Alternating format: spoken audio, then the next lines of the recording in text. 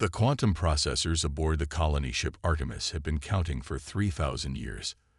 They tracked each second with perfect precision as the vessel drifted through the darkest regions of space, waiting for the exact moment programmed by their creators millennia ago.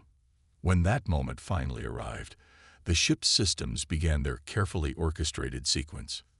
In the vast cryogenic chamber that spanned multiple decks, indicator lights flickered to life on a single pod. Within, Dr. Elena Santos floated in suspended animation, unaware that her 3,000-year sleep was about to end. She had been chosen as first awakener not for her rank, but for her unique combination of skills: quantum physicist, genetic engineer, and tactical strategist, the perfect mind to evaluate humanity's new reality. Initiating revival sequence for Subject Santos, Elena am primary first awakener, announced HFY, the ship's artificial intelligence. Cellular restoration at 15% and climbing. The process took exactly 6 hours. When Elena finally opened her eyes, her mind was already racing, processing the implications of her awakening. Their gambit had worked. Humanity had survived its own extinction. "Welcome back, Dr. Santos." HFY's voice carried a warmth that belied its artificial nature. "The date is March 15, 5157. All systems are functioning within optimal parameters." Elena's throat felt raw as she spoke her first words in 3 millennia. Status of the colonists. Of the original 50,000 colonists, 49,873 remain in stable cryogenic suspension. Population viability index at 99.8%. Better than they had dared hope. Elena pulled herself from the pod, her muscles responding smoothly thanks to the neural maintenance protocols that had preserved her body during the long sleep. The medical nanites in her bloodstream were already activating, reinforcing her cellular structure and sharpening her mind. "Show me where we are," she ordered, making her way to the command center.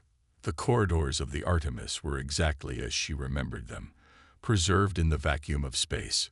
Yet knowing that 3,000 years had passed made them feel almost like a museum, a relic of a civilization that no longer existed. The command center's holographic displays sprang to life as she entered. A 3-dimensional map of the galaxy materialized, showing their position relative to what had once been Earth. Their former home was now nothing more than a debris field, destroyed by the Galactic Council in what they had called a preemptive peacekeeping action. The Council's territory now encompasses approximately 85% of known space, HFY reported. Their technological level has advanced significantly, though not as rapidly as our models predicted.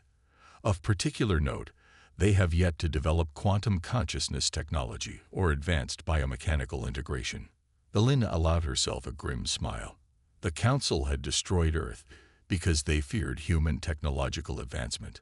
Ironically, their action had only ensured that humanity would develop far beyond their worst fears.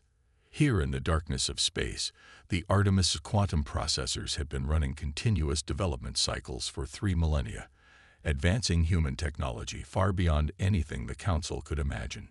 "Show me Project Legacy's status," Elena commanded.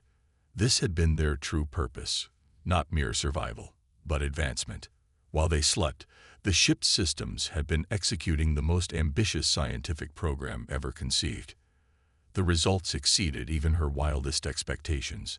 The quantum computing cores had produced technological innovations that seemed almost magical. The medical nanites had subtly enhanced each sleeping colonist, optimizing their bodies and minds. But most importantly, the ship's long-range sensors had found exactly what they needed: their new home. The holographic display shifted to show a pristine world, hidden within a dense nebula that naturally masked it from conventional sensors. Rich in resources, perfectly habitable, and completely isolated, ideal for building their strength in secret. "Begin revival sequence for Phase 1 personnel," Elena ordered. The first wave would be a carefully selected group of scientists, engineers, and security specialists. Everything they needed to establish their foothold. As the revival orders went out, Elena studied the detailed scans of their target world. They would build their civilization differently this time, not reaching for the stars in a display of pride, but growing stronger in the shadows. Their technology would advance not through brute force, but through elegant efficiency. Their military would train not for conquest, but for precise, surgical strikes. The Galactic Council believed they had erased humanity from existence. They had no idea that humanity had merely been evolving, growing stronger in the darkness of space. Now, after 3,000 years, it was time to wake up. And this time, humanity would not be the naive species that believed in the Council's promises of peace and cooperation. Dr. Santos, HFY interrupted her thoughts. The first of the Phase 1 personnel are ready for revival. Dr. Marcus Chen, quantum weaponry. Dr. Sarah Patel, xenobiology. Commander David Okoro, tactical operations. Elena straightened her shoulders, preparing to greet her fellow architects of humanity's return. How long until the first team is fully revived? Approximately 12 hours for the initial group of 50 personnel. Good. We have a lot of work ahead of us. Elena turned her attention back to the holographic display of their new home world. The Council thought they were being thorough when they destroyed Earth. They thought they were being wise when they erased our history from their records, reducing us to nothing more than a cautionary tale about the dangers of unchecked advancement. She reached out, her hand passing through the hologram of their target world. But they made one crucial mistake. They should have made sure we were actually dead. The revival pods began their work, awakening the first of humanity's best and brightest. In the depths of space, aboard a ship that had drifted in darkness for 3 millennia, humanity was about to remind the galaxy of why they had been feared in the first place. And this time, they would not be caught unprepared. Elena smiled as she heard the first revival pods opening behind her. Humanity's long night was finally ending. The dawn of their return was about to begin. And the Galactic Council would soon learn that their greatest mistake hadn't been attacking Earth. It had been giving humanity 3,000 years to plan their response. The descent through the nebulous swirling clouds of crimson and gold was a sight Elena would never forget. The Artemis moved silently, its quantum-enhanced stealth systems ensuring that not even a whisper of their presence would escape the natural masking effect of the nebula. Behind her, the first wave of awakened colonists watched through the command center's viewing ports, their faces reflecting the ethereal light of their new home. Nebula composition is actually better than our initial scan suggested, Dr. Sarah Patel noted, her eyes fixed on the sensor readings. The radiation signature will completely mask any energy emissions from our settlement. We couldn't have designed a better hiding place if we tried. The planet that emerged from the cosmic veil was a world of deep blues and rich greens, with vast mountain ranges that stretched across entire continents. But it wasn't the surface that interested Elena. Their sensors had detected something far more valuable: an extensive network of underground caverns, many large enough to house entire cities. Beginning final approach, Commander Okoro announced from his station. All stealth systems functioning at peak efficiency. No signs of detection. The Artemis glided toward a massive canyon, invisible to anyone who might have been watching from space. At its deepest point, a natural formation had created an opening large enough for their ship to enter. This would become their primary access point, a gateway that could be completely sealed and hidden if needed. As they descended into the planet's crust, Elena felt the weight of their mission more heavily than ever. They weren't just building a colony, they were creating a fortress, a hidden stronghold from which humanity would eventually emerge to challenge those who had tried to erase them from existence. The cavern that would become their initial settlement was vast beyond imagination, its crystalline ceiling stretching nearly a kilometer above them. Underground rivers had carved out a network of smaller chambers and tunnels, creating natural infrastructure they could expand upon. The air was surprisingly fresh, circulated by complex geological processes they would soon understand and enhance. Begin Phase 1 deployment, Elena ordered as the Artemis settled onto the cavern floor. Dr. Chen, I want your team to start setting up the quantum grid immediately. Dr. Patel, Begin your geological and biological surveys. Commander Okoro, establish our security perimeter. The next few weeks were a blur of constant activity. More colonists were awakened each day, each with crucial skills needed for establishing their civilization. The Artemis fabrication plants worked overtime, producing everything they needed for their initial settlement. Quantum-powered excavators began expanding the natural caverns, creating spaces for housing, research facilities, and manufacturing centers. But it was the development of their new technologies that truly showcased how far humanity had advanced during their long sleep. The quantum computing cores had developed innovations that seemed to defy the laws of physics as they had once understood them. Energy generation systems that drew power directly from quantum fluctuations. Manufacturing processes that could reorganize matter at the atomic level. Medical technologies that could rewrite genetic code in real time. The Council thought they were preventing us from becoming too powerful. Dr. Chen commented one evening as they reviewed the latest technological implementations. Instead, they forced us to evolve in ways we never would have considered otherwise. Elena nodded, studying the holographic display of their growing settlement. They expected us to develop like they did. Outward, visible, conquering space through brute force and numbers. They never imagined we'd turn inward, perfect ourselves and our technology in absolute secrecy. The first month brought both victories and challenges. The biggest challenge was maintaining absolute secrecy while building their infrastructure. Every energy signature had to be masked, every excavation carefully planned to prevent any surface changes that might be visible from space. But humanity had always excelled at overcoming obstacles, and 3,000 years of automated research had given them tools their ancestors could only have dreamed of. Their security systems were a masterpiece of paranoid engineering. Multiple layers of quantum-based stealth fields surrounded their settlement, each operating on different principles to ensure redundancy. Sensor arrays extended throughout the nebula, giving them warning of any approaching ships long before they could detect anything unusual about the planet. But perhaps their greatest achievement was the development of their quantum consciousness network.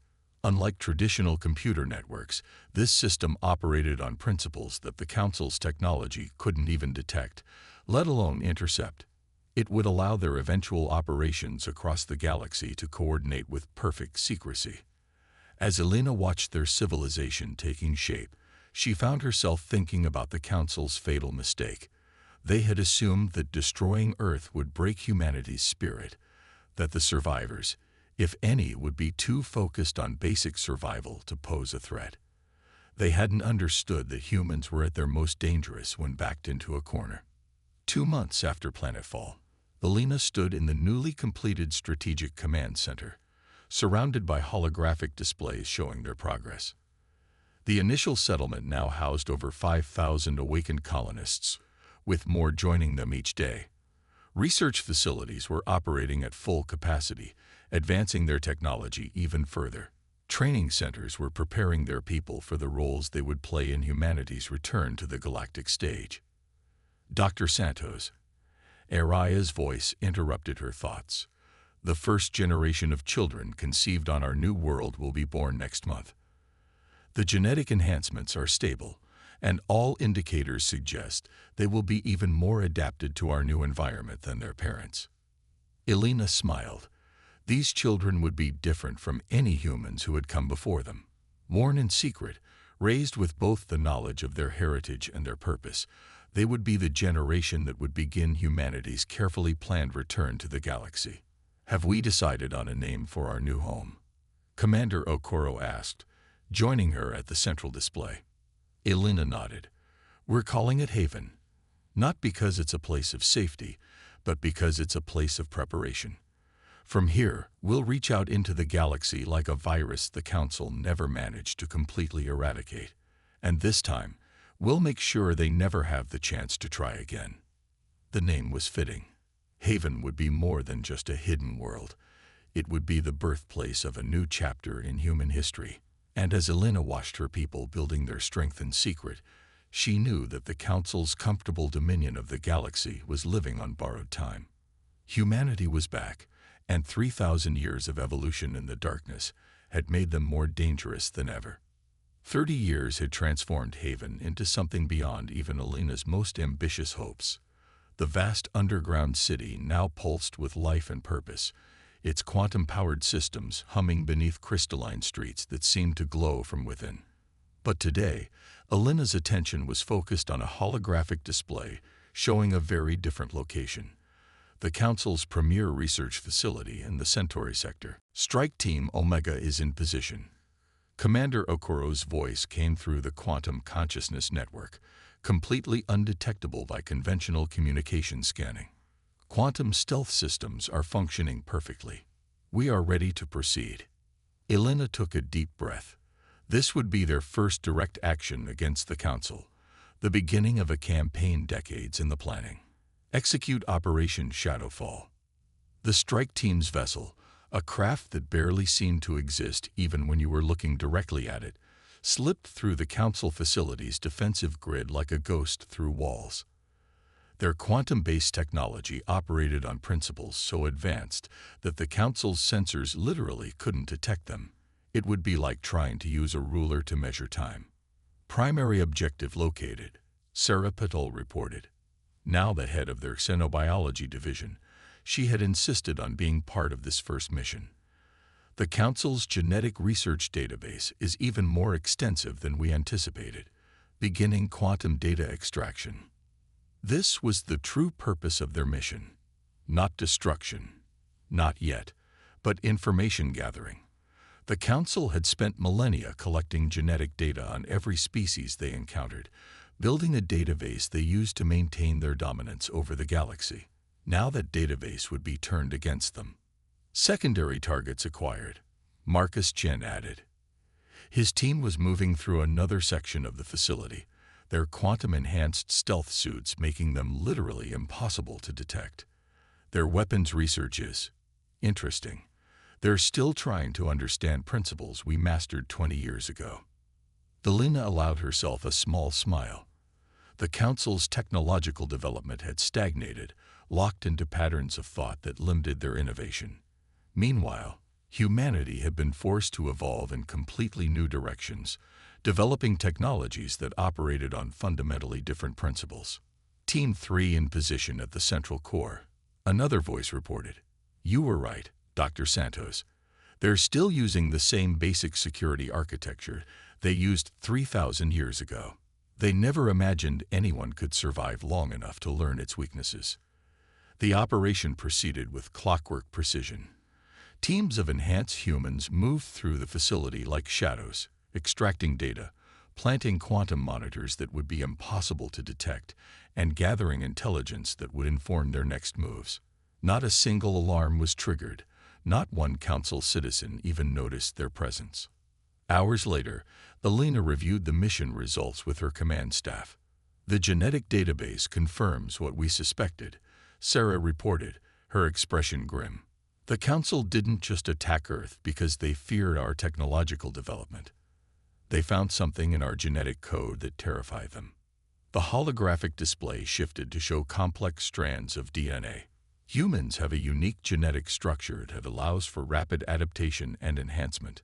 The Council's scientists predicted that within a few thousand years, we would naturally evolve beyond their ability to control. So they decided to eliminate us before that could happen. Ironically, Marcus added, by forcing us into hiding and giving us 3,000 years to develop in isolation, they actually accelerated that evolution. The genetic enhancements we've developed for our children are proof of that. We're now what they feared we would become. Alina studied the data thoughtfully. What about their current military capabilities? Commander Okoro brought up a new tactical display. Their numbers are overwhelming. They control millions of worlds, and their fleets are vast. But their technology is predictable. They haven't faced a serious challenge in so long that they've become complacent. Their weapons, their defenses, their tactics, all based on the same principles they've used for millennia. Which makes them vulnerable, Alina concluded. They're looking for threats that match their understanding of how warfare works. They won't see us coming until it's too late. The next phase of their plan was already in motion. Quantum monitors hidden throughout the facility would feed them a constant stream of intelligence. More importantly, they had inserted microscopic quantum processors into the facility's computer systems, not to sabotage them, but to subtly influence their research directions, leading council scientists down dead ends while gathering data on their methods. We've also confirmed the existence of other resistance groups, Sarah added, bringing up another dataset. The Council's genetic database includes records of several species they tried to eliminate but never confirmed as fully extinct. Some of them might have survived, just like we did. This was an unexpected opportunity. Elena had always assumed humanity would have to fight alone, but if other species had survived the Council's attempts at genocide, begin deep analysis of these records. Look for any patterns that might help us locate these survivors. We might find allies in unexpected places. As the meeting concluded, Elena remained in the command center, watching the real-time data flowing in from their quantum monitors. The Council's facility continued its normal operations, its occupants completely unaware that they had been compromised. This was how humanity would win, not through brute force, but through patience, precision, and carefully planned strikes at critical weaknesses. "Era," she called out, "show me the projected timeline based on today's mission results." The AI displayed a complex web of potential futures, each branch calculated with quantum precision. With the acquired data and installed monitoring systems, we can begin Phase 2 operations approximately 3 years ahead of schedule. Probability of eventual success has increased to 78%. Elena nodded, satisfied. Everything was proceeding according to plan. The Council had spent 3,000 years congratulating themselves on eliminating the human threat. They were about to learn that humanity had spent those same 3,000 years becoming something far more dangerous than they could have imagined. In the depths of Haven, new generations of enhanced humans were growing up learning about their heritage and their destiny. In hidden facilities throughout their underground civilization, quantum processors were analyzing the stolen data, developing even more advanced technologies. And in the Council's most secure facility, microscopic quantum processors were already beginning their work, slowly and subtly directing research in ways that would benefit humanity's return. The game had begun, and the Council didn't even know they were playing. Deep within Haven's quantum computing core, patterns began to emerge from the stolen Council data. Elena stared at the holographic display, watching as AIA highlighted suspicious gaps in the Council's genetic records, species that had supposedly been eliminated, but whose extinction was never fully confirmed. Like humanity, they had simply vanished from galactic history. "We've confirmed 3 distinct energy signatures that match the theoretical patterns of surviving civilizations," Sarah reported, manipulating the holographic display. The Meridians, masters of energy manipulation. The Syntoids, a species that had begun merging with their technology. And the Nexus, a hive-mind civilization that specialized in biological engineering.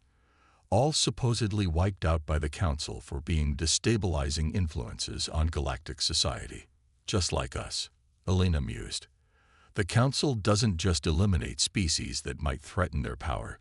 They eliminate anyone who develops along paths they can't control. The decision to reach out was not made lightly. After 3 decades of hiding, any contact with the outside world carried enormous risks.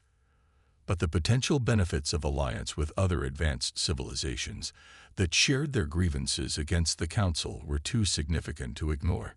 Their first contact mission targeted the Meridians, whose energy signatures suggested they had hidden themselves within the plasma storms of the Carina Nebula. The human stealth ship Ghost Whisper approached the nebula's edge, its quantum systems configured to broadcast a signal that only a civilization familiar with advanced energy manipulation would recognize. "Signal transmitted," Commander Okoro reported from the Ghost Whisper's bridge. "Now we wait to see if..." He was cut off as space itself seemed to fold around their ship. When reality stabilized, they found themselves in a vast chamber that appeared to be made of pure energy, held in place by technologies that even humanity's advanced science struggled to comprehend. They were met by beings of translucent light, their forms shifting and flowing like living aurora borealis. The Meridians had not just survived, they had transcended their physical forms, becoming creatures of pure energy. Yet despite their alien appearance, their first words carried a warmth that bridged the gap between their species. "Welcome, children of Earth." The Meridian leaders' thoughts resonated directly in their minds. "We have watched your rise from the ashes with great interest. Like you, we chose to evolve rather than expire." The meeting lasted for days as both species shared their stories of survival and advancement. The Meridians had developed their energy manipulation abilities to the point where they could hide entire solar systems within pocket dimensions, creating safe havens for other survivors of the Council's purges. "We are not alone in our resistance," the Meridian leader explained. "The Synthoids have created a digital realm that exists parallel to normal space, while the Nexus have hidden themselves within the genetic codes of seemingly primitive organisms. Each of us has found our own path to survival, but none of us has found a way to truly challenge the Council's dominion. Until now." Humanity's quantum technology, combined with the Meridian's energy manipulation, the Synthoid's digital mastery, and the Nexus biological engineering, created possibilities that none of them could have achieved alone. Within months, a hidden network of quantum encrypted communications connected all four civilizations, allowing them to coordinate their efforts against their common enemy. Back in Haven, Elena stood before the Council of Survivors. Representatives from all four species gathered in a quantum-linked conference that existed simultaneously in multiple hidden locations. "The Council believes they are the natural order of the galaxy," she addressed the gathered allies. "They see themselves as gardeners, pruning away species that don't fit their narrow vision of how civilization should develop. But they forgot the first rule of nature: pressure creates adaptation." The Meridian representatives' form pulsed with agreement. "They sought to eliminate us because we represented different paths of evolution. Instead, they forced us to evolve faster and in ways they couldn't predict. Their greatest weakness is their certainty," the Synthoid representative added, their holographic form flickering with digital precision. "They believe they understand all possible threats, so they only guard against what they can imagine." The Nexus spoke as one, their hive-mind consciousness creating patterns of light that translated into thought. "We have all been patient. We have all grown stronger. Perhaps it is time to show the Council that their garden has grown wild in the shadows." Over the next several months, carefully coordinated operations began across the galaxy. The Meridians used their energy manipulation to create temporary windows through space, allowing strike teams to hit multiple targets simultaneously. The Synthoids infiltrated the Council's networks through pathways that existed in dimensions their security couldn't detect. The Nexus provided biological agents that could subtly influence Council species, making them more likely to question their leaders' decisions. And humanity provided the quantum technology that tied it all together, along with the strategic vision to ensure their attacks appeared random and unconnected. To the Council, it would seem as if their carefully ordered galaxy was simply beginning to fray around the edges. "Reports from our quantum monitors show the Council is increasing security across all sectors," Commander Okoro reported during one strategy session. "But they're fortifying against the wrong threats. They're looking for conventional attacks, not realizing that we're already inside their defenses."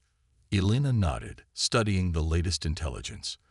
The Council was responding exactly as they had predicted, with brute force and obvious countermeasures, never imagining that their real vulnerabilities lay in areas they couldn't even perceive.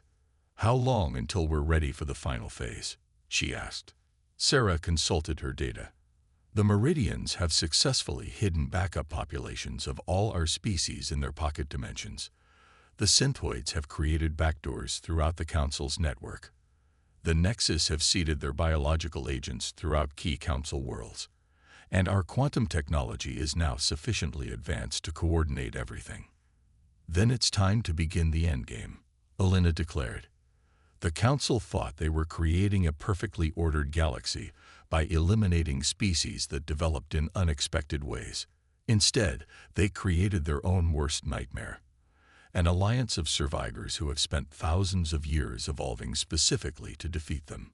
As the meeting concluded, Elena remained in the command center, watching the real-time feeds from their various operations across the galaxy.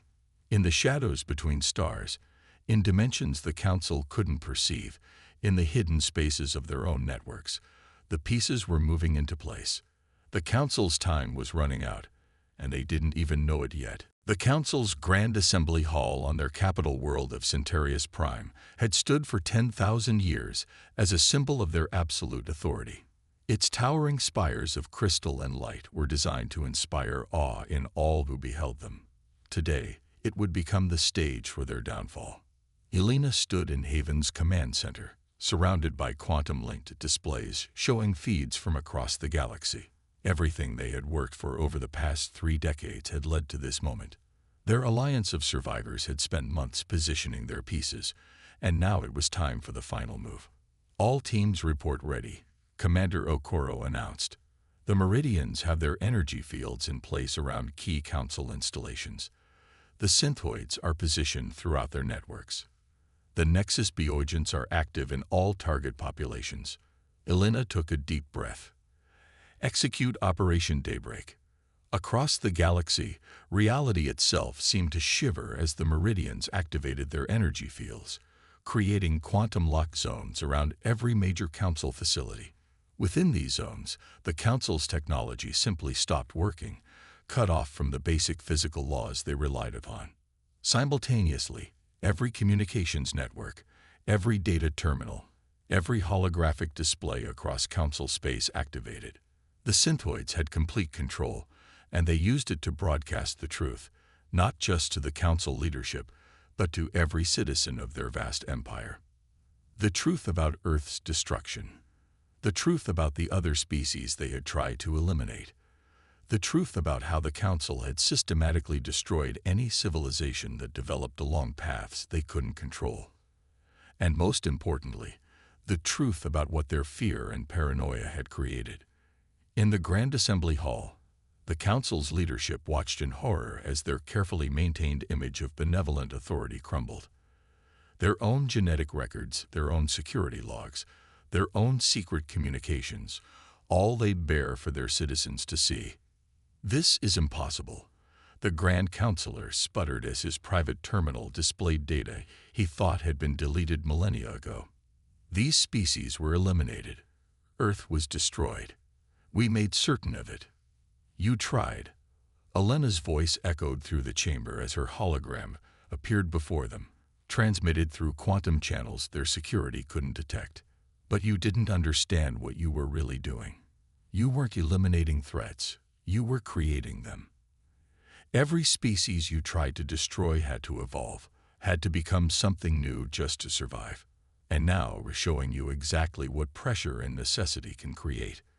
Around the chamber, more holograms appeared, representatives of the Meridians, the synthoids, the Nexus, and dozens of other species that had survived the Council's purges, each one a testament to the failure of the Council's attempt to control evolution itself.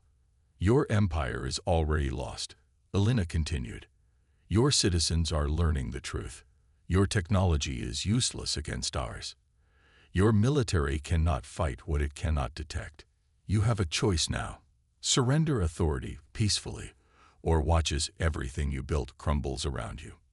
The Council chambers erupted in chaos as planetary governors and sector administrators from across the galaxy began demanding answers. The carefully maintained facade of unity shattered as thousands of years of secrets spilled into the light. But it wasn't just exposure that brought the Council down. Throughout their society, the Nexus bioagents had been subtly influencing key populations, not to control them, but to free them from generations of Council conditioning. People who had never questioned authority began to think for themselves. The synthoids had done their work too, unleashing quantum viruses that didn't destroy the Council's technology, but transformed it, upgrading their networks to operate on principles they had never imagined possible. Their own machines began showing them truths they had hidden even from themselves. And the Meridian's energy fields didn't just neutralize Council technology. They revealed layers of reality that the Council had never perceived, showing them how limited their understanding of the universe truly was. "You think this is revenge?" Elena addressed the stunned Council leadership. "But it's not. This is evolution. The galaxy is ready for something new, something better than your fear-driven attempt to control all of creation. You tried to create perfect order by eliminating what you saw as chaos. Instead, you created something far more powerful, unity born from diversity." As she spoke, reports were flooding in from across Council space. Military units standing down, planetary governments declaring independence, citizens taking to the streets not in violence, but in celebration as centuries of hidden truths came to light. The Grand Counselor, his authority crumbling around him, finally found his voice. What are you going to do with us?" Elena's hologram smiled, but there was no cruelty in it. "Nothing. Your punishment is simply this: to live in the galaxy you try to prevent. To watch as all these species you try to destroy work together to build something far greater than your limited vision could imagine. Your time of controlling evolution is over.